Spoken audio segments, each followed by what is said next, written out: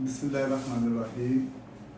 मैं आज आपको एक ऐसे पेशेंट के बारे में बताऊंगा जो केस बहुत रेयर आते हैं, लाइक एनकाइलोजिंग स्पॉन्डिलाइटिस, जिसमें HLB27 जिनका पॉजिटिव आ गया हो और वो पेशेंट को आपको पता है कि उस पेशेंट के बारे में ये होता है कि वो बीमारी, पेशेंट का नेक बिल्कुल नीचे झुक जाती है, कमर झुक जाती है, बाजू की मूवमेंट, नी की मूवमेंट, इन सारों की मूवमेंट रिस्ट्रिक्शंस आ जाती हैं, पेशेंट को चलना फिरना मुश्किल हो जाता है। क्योंकि इसमें प्रॉब्लम ये होता है कि इनकी स्पाइन आपस में बोम्बो स्पाइन होती है, आपस में जुड़ना एक ट्राम लाइन बन जाती है, जिसकी वजह से पेशेंट की तमाम स्पाइन की मूवमेंट लिमिटेड हो जाती है।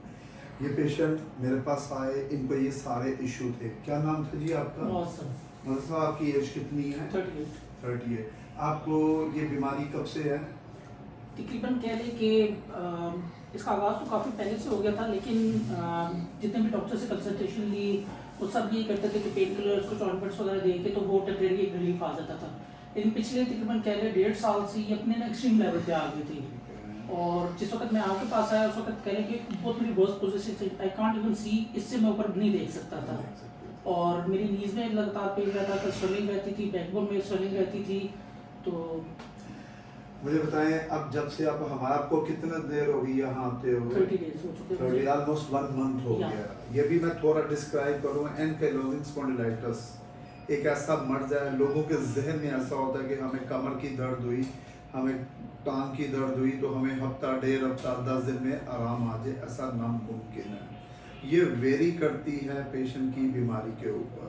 अब ये जो पेशेंट का डिजीज़ थी, इसके मुतालिक सर यही कहा जाता है, हमारी बुक्स में लिखा होता है कि ये इसका इलाज ही मुमकिन नहीं है, क्योंकि एनकाइलोजिंग स्पॉन्डिलाइटिस है और पूरी डिफॉर्मिटी इंक्रीज कर जाए।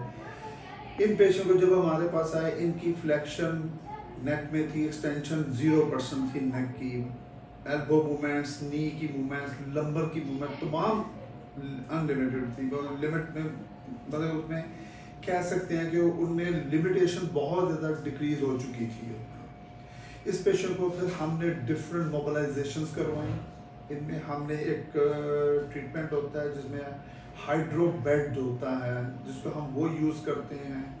इसमें फिर हमने कुछ ट्रीटमेंट जदीद तरीके के थे वो हमने यूज़ किए।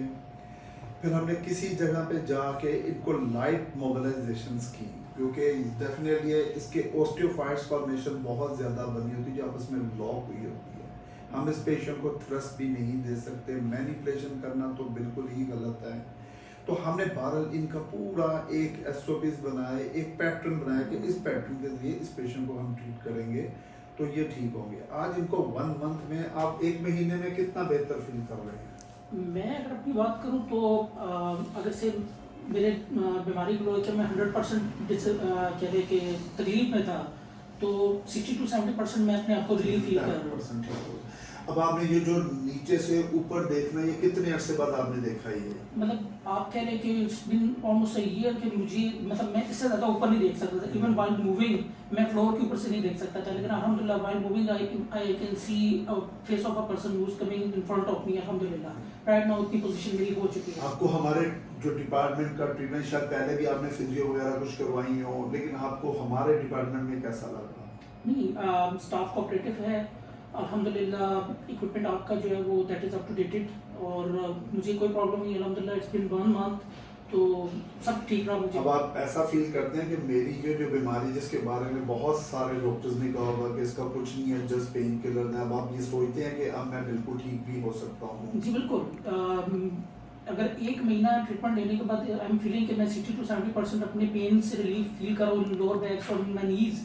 तो अगर इसको मैं कंटिन्यू करूँगा तो इंशाल्लाह जो मेरा रिमेनिंग है वो भी काफ़ी बेहतर होगा इंशाल्लाह ताला। हमने इसीलिए मैंने वेरी फर्स्ट डे आपको देख के कहा था जी कि विद इन 2 and 3 मंथ में you will go in normal life का, आप अपनी रोज़मर्रा की ज़िंदगी उस पर गुजारें। इंशाल्लाह ताला हमारी बेस्ट विशेज़ आपके साथ हैं और आप बिल्कुल ठीक हो जाएंगे। जज़ाकल्लाह।